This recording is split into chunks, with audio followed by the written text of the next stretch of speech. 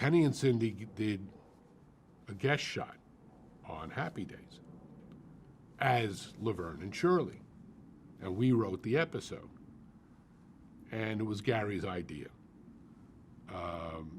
Let's have Richie and Fonzie. Let's have Fonzie set up Richie and himself with a couple of blind dates. Well, as far as Fonzie was concerned, they weren't blind dates. He knew them, but Richie didn't know them. And Richie had been going through a cold streak with girls and needed help. So Fonzie took the gauntlet and ran with it and said, I'll fix this up, you know. And in that episode, and they ended up appearing in like about 4 or 5 episodes of Happy Days before there was a Laverne and Shirley. And the first episode was just gangbusters. And they played essentially dirty girls. I mean, once the Laverne and Shirley went to series, they were cleaned up quite a bit. But if you notice, Cindy talked differently. Penny couldn't talk any differently because she could only sound like Penny. But Cindy sounded like a dirty girl, okay? And Gary did that great thing that only Gary could do, that we couldn't do, was he was able to get Fred Silverman on the phone. And he called up Fred Silverman. He said, I want you to see this episode of Happy Days, because I think we got a series here. Gary could always smell a series. That was a gift he had. And Fred Silverman could always smell a series. So he sent over this episode where they went on a blind date. And Silverman said, this is terrific. But the only problem with it is there's no scene in it where the girls go one-on-one with each other talking. It's always a 4-shot.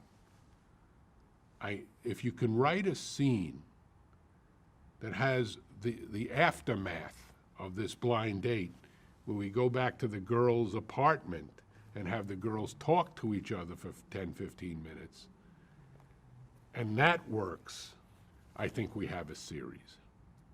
So we redressed Fonzie's bedroom to look like Laverne and Shirley's apartment. We wrote the hell out of 15 minutes worth of the two of them talking to each other. And we were going to shoot this scene on the same stage as Happy Days after an episode of Happy Days was being shot.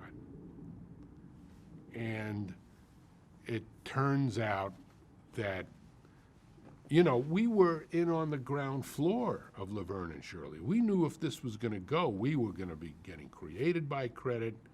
If it was successful, we'd be rich from it.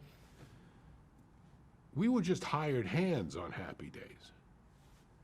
And so what would you do if you were us?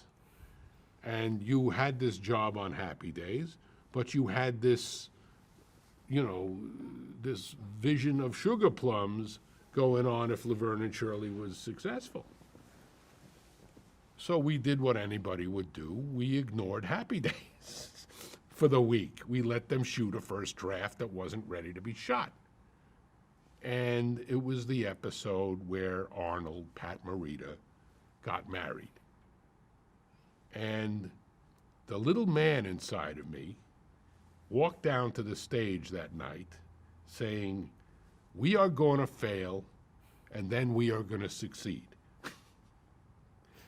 Because I knew.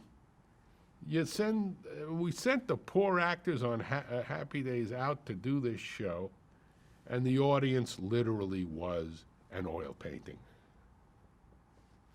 They were sitting on their hands the whole time, didn't react to anything, as I knew they wouldn't. And Gary did the warm-ups, and it was the host for all these shows,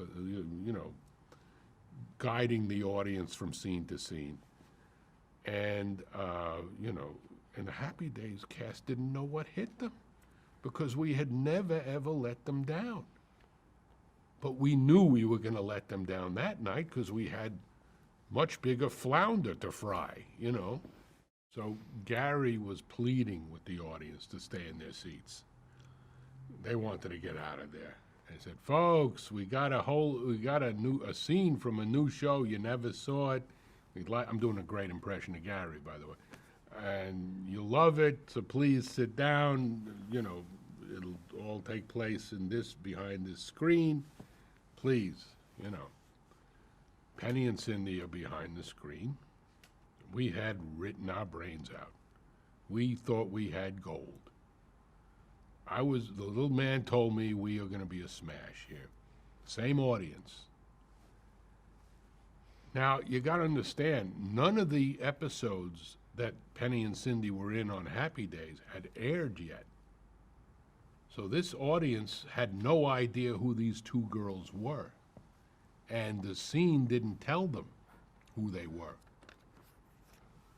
So the cameras are arranged.